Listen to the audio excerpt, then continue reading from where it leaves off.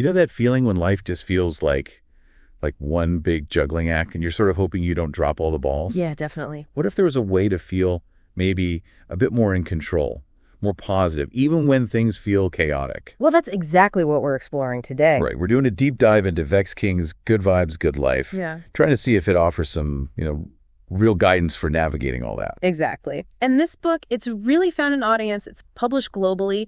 Hay House UK Ltd. in the UK, Hay House Inc. in the US, and Hay House Australia Ltd. down under. Okay. If people are looking for it, the ISBNs might help. There's a trade paper, 9781781711823. Got it. An ebook.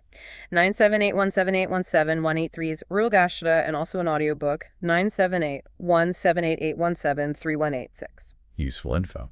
But it's really important to remember, while we're digging into these ideas for well-being, this isn't medical advice, not a substitute. Absolutely. Critical point.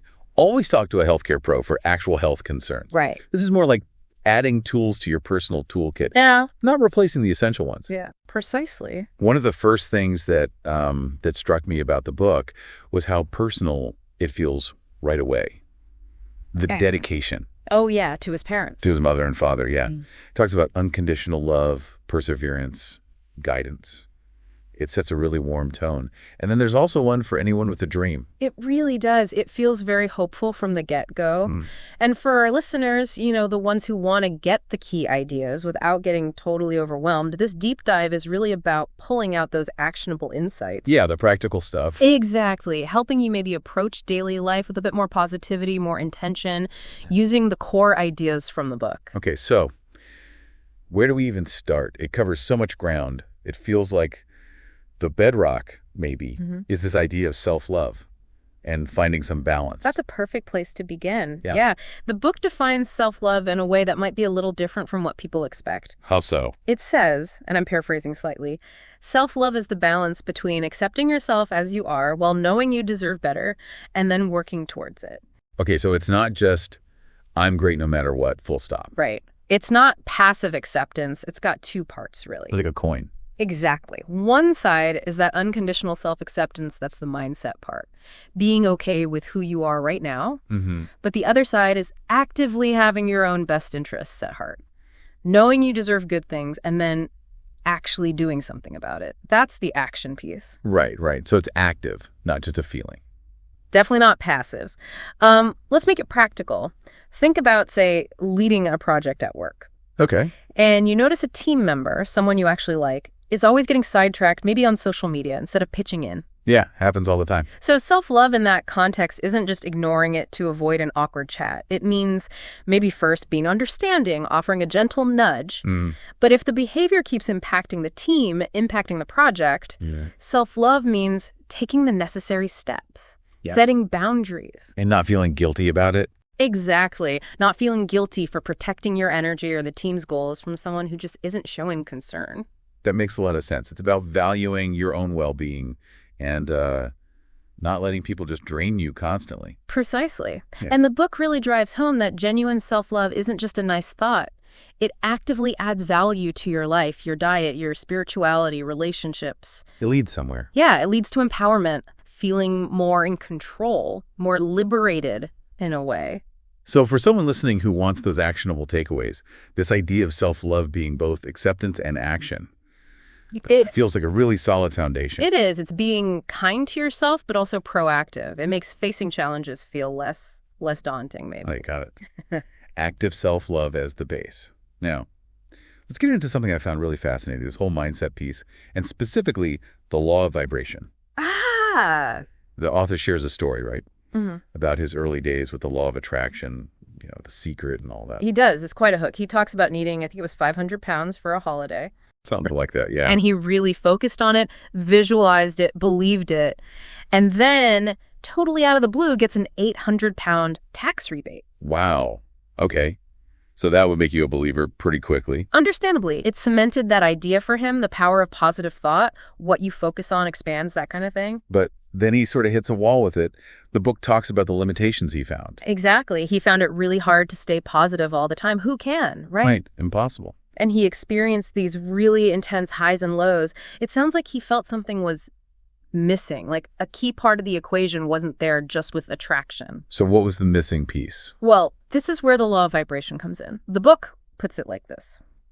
The universe responds to your vibration. It will return whatever energy you put out. Vibration, okay. And it's not even a brand new idea. He mentions Napoleon Hill's Think and Grow Rich way back from 1937. Yeah, Hill talked about vibrations of thought. So this concept of our inner energy influencing our outer world has been floating around for a long time in self-help circles. Okay, so vibration. Yeah.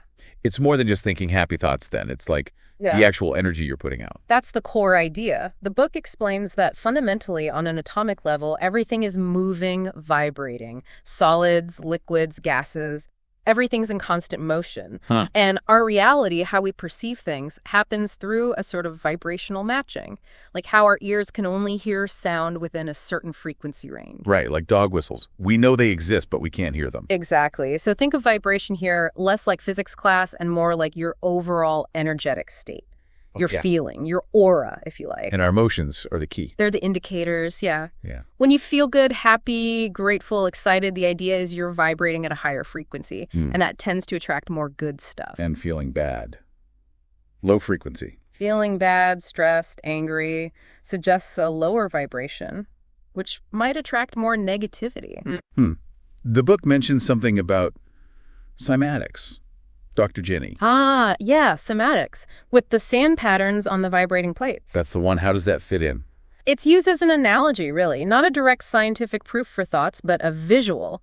Different sound frequencies create these incredibly different complex patterns. Okay. So the suggestion is maybe different emotional vibrations, different energy frequencies within us create different patterns or outcomes in our lives. Positive vibes attract more positive circumstances. That's a helpful way to visualize it. It is. And then the book gets practical. How do you actually raise your vibration? Right, the actionable part. Simple things, really. Physical touch hugs, holding hands, laughter, music that genuinely lifts you up. Okay. Doing kind things for others, getting enough sleep, that's a big one. Movement, exercise. Things we mostly know are good for us anyway. Pretty much. But it does draw a line between these maybe temporary fixes and the deeper work of actually shifting your default mindset. Ah, so it's not just about having a good laugh to feel better for an hour. It's about cultivating a more positive state overall. Exactly, a more fundamental shift. And this ties into relationships too, because the law of vibration suggests we tend to attract people who are on a similar frequency to us. Oh, interesting. So if you want more positive people around, start with your own energy. That's the idea, which is a really neat segue into the whole section on managing relationships. Okay, yeah. That seemed like a big focus, starting with negative people, how to handle them. Yes. The book suggests that people operating from a low vibration, feeling bad themselves, often try to pull others down. Unconsciously, maybe, or sometimes consciously. Misery loves company. The classic phrase, exactly. You see it online a lot, right? People almost seem to enjoy focusing on others' problems or failures. Definitely. But why? What does the book say? It offers a really compassionate perspective, actually. It says that belittling others usually comes from their own sense of lack, their own inadequacy. The hurt people hurt other people. Precisely that. And understanding this is powerful because it helps you detach. Don't take it so personally. So don't react. That's the key advice. Don't give them the reaction they're often looking for. It quotes Gandhi, actually. "Nobody can hurt me without my permission. You choose how you respond." You hold the power. And remembering that what they say is more about their stuff, their fears, their mindset, than about you. Exactly. It's a reflection of their inner world, not your true worth. Okay, now what about the positive side? Choosing our friends, building good connections. Right. The book talks about simplifying your circle, really thinking about who adds genuine value to your life. Which is harder now with social media, maybe. Everyone's a friend. That's a point it makes, yeah. Social media has kind of blurred the lines, so it encourages distinguishing between, say, activity buddies, people you just do stuff with, and those deeper friendships built on real emotional support, mutual growth, people who genuinely cheer you on. It warns about mediocre friendships, too, doesn't it? It does. Those ones where maybe there's a bit of hidden jealousy or they don't really want you to succeed too much. They want you to stay on their level. Oof. That can be tough to recognize and even tougher to act on. It really can. But the book normalizes it. People grow at different speeds. It's okay to outgrow friendships. It doesn't mean it was never real. And paths might cross again later. Maybe. If the connection is meant to be, maybe your journeys realign down the road. What about family? That's often the trickiest dynamic. Definitely. The book acknowledges that family usually means, well, they have good intentions, but they can be limited by their own beliefs, their own experiences.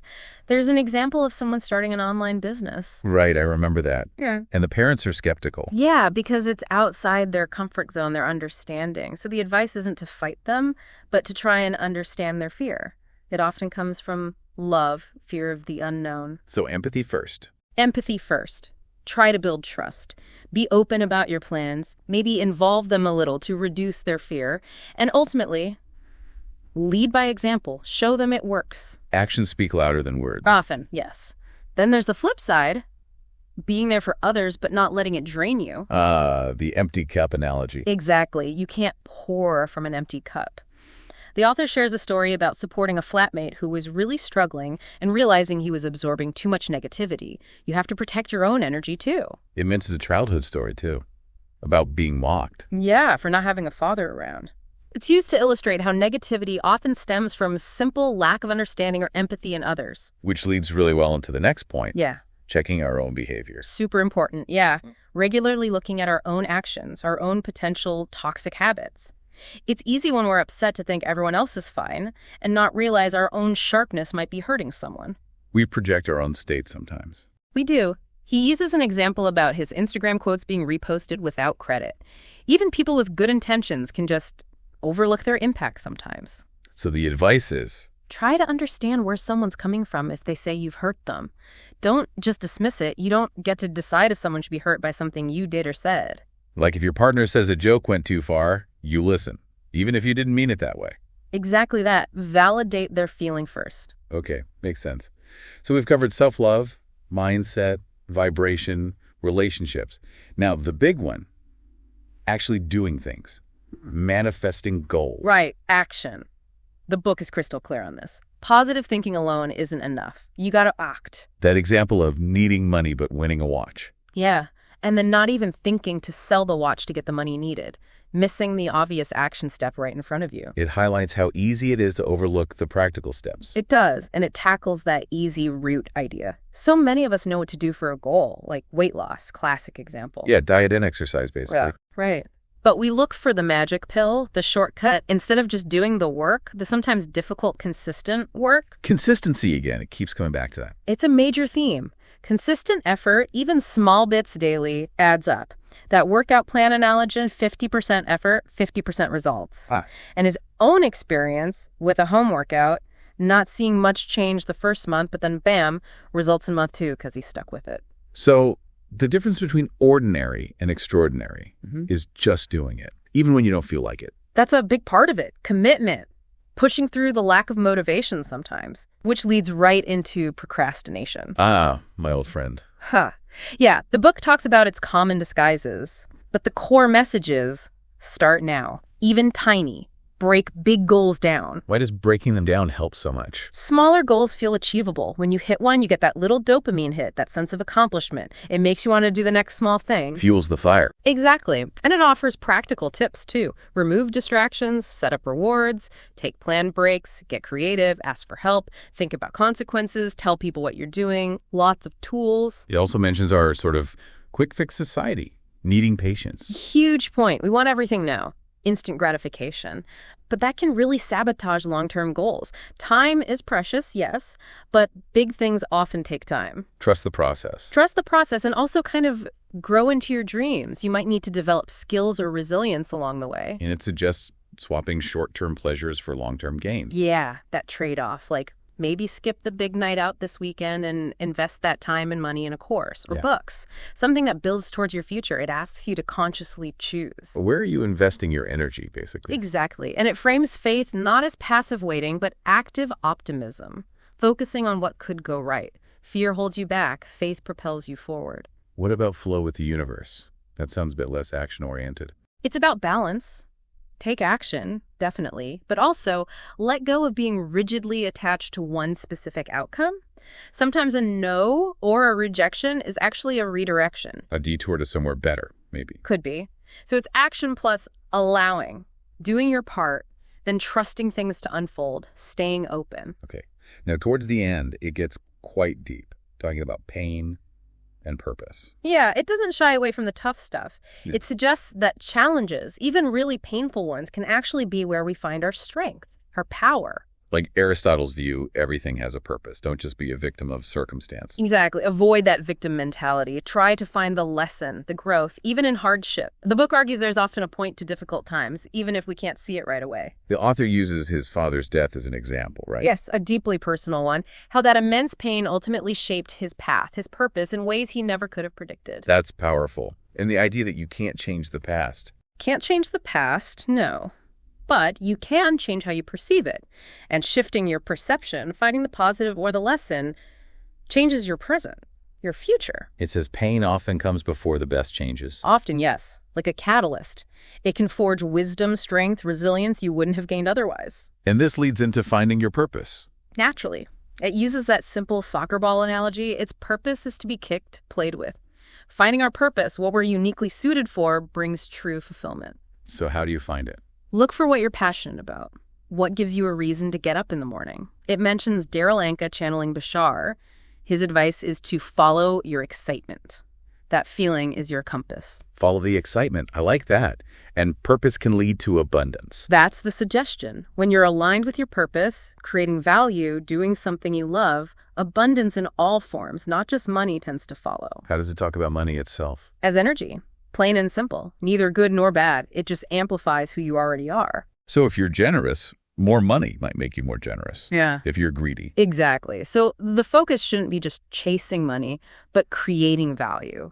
Your attitude towards money influences how it flows in your life. And finally, true happiness. What's the definition here? It's defined as an internal state, lasting well-being, operating at that highest frequency, independent of what's going on outside. So not reliant on getting the car or the job. Nope. It comes from within. Requires self-mastery, spiritual growth, positive thinking, letting go of the past, appreciating the present, accepting what is. It's a journey. Wow. Okay. So wrapping this all up then. As we bring this deep dive to a close, the big takeaway from Good Vibes, Good Life seems to be that creating that better life, that greater life, it's possible. It's within reach.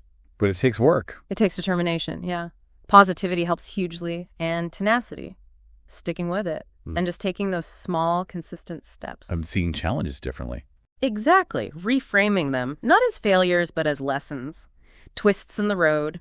Maybe something better is coming if plan A didn't work out. Keep going. It feels quite empowering, actually. It does. The message is you kind of already have what you need inside you to start building that beautiful life. It starts with the self-love, raising your vibration. And even if it takes time, effort, sacrifice, the journey itself feels better when you're coming from that high vibe place. That's the promise. It makes the process itself more enjoyable. It'll be worth it. So a final thought for everyone listening, maybe it's not. What's one small thing, one small step you can take, like today, to bring more good vibes into your own life? Love that. Just starting that personal journey, applying these ideas. Yeah. And again, the book is Good Vibes, Good Life by Vex King. He's described as a mind coach, writer, lifestyle entrepreneur. His brand, Bonvita, is all about positivity. Right. And if people want to find more from him, his socials are at Vex King on Instagram and Twitter, Vex King on Facebook and TikTok, and the website is vexking.com. Brilliant. This has been really, really insightful. Lots to think about. Definitely a lot packed in there. Good stuff.